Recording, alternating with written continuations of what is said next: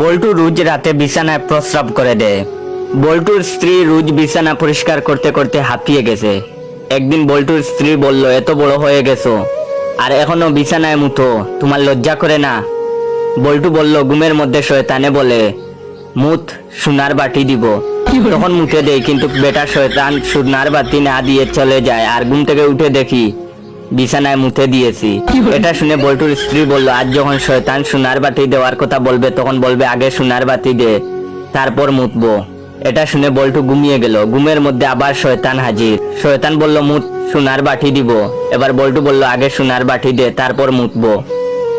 এই কথা শুনে শয়তান চিন্তায় পড়ে গেল। বলল, দেখ, সোনার বাটি আমার কাছে নাই, তো চল রাজার বাড়ি যাই চুরি করতে।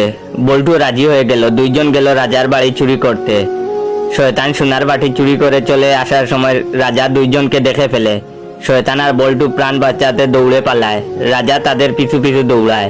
দৌড়াতে দৌড়াতে শয়তান ডাব গাছে উঠে পড়ে। পিছনে বল্টুও গাছে উঠে যায়, কিন্তু রাজা বল্টুর পা ধরে ফেলে। এখন উপায় না দেখে বল্টু শয়তানকে জিজ্ঞাসা করলো, রাজা আমার পা ধরে নিয়েছে, এখন কি করব? শয়তান বলল, রাজার মাথায় হাগু করে দে। বল্টু বল্টু